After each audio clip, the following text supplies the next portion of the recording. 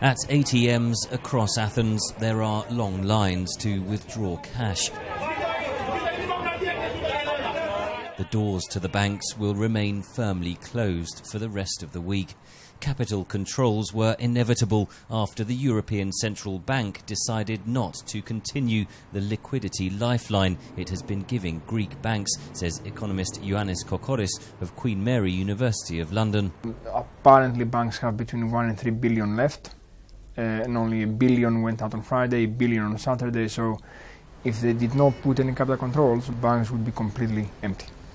Talks over a new deal to extend the €240 billion bailout broke up Saturday after Greek Prime Minister Alexis Tsipras called a snap referendum on the EU bailout proposals for July 5th. The Greek government is urging citizens to back its stance and vote no. We see the referendum as the continuation of negotiations through different means. The referendum is not a way for us to leave the euro. But European Commission President Jean-Claude Juncker said Greeks would be voting on their membership in the European Union. A no vote would mean, regardless of the question finally asked, that Greece had said no to Europe. Early polls show a small majority in favour of agreeing to the deal offered by the EU. The next few days will be crucial, says Kokoris. If we see any kind of social unrest, I think that will definitely swing the vote to a yes. If things remain calm with the banks, if the salaries are paid on time, if the pensions are paid on time, even to people who do not have an ATM card, then we still will be looking at a very close call.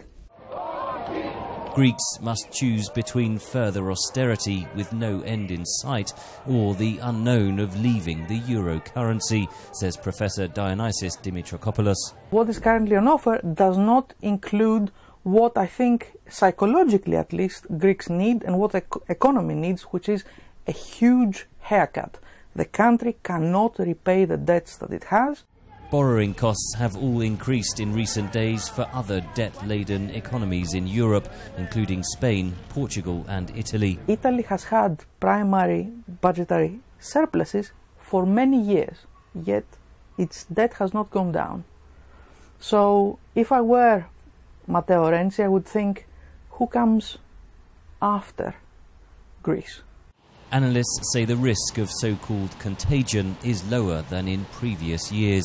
US Treasury Secretary Jack Lew has urged Greece and its creditors to reach a broader deal and finalise details later. Henry Ridgwell for VOA News, London.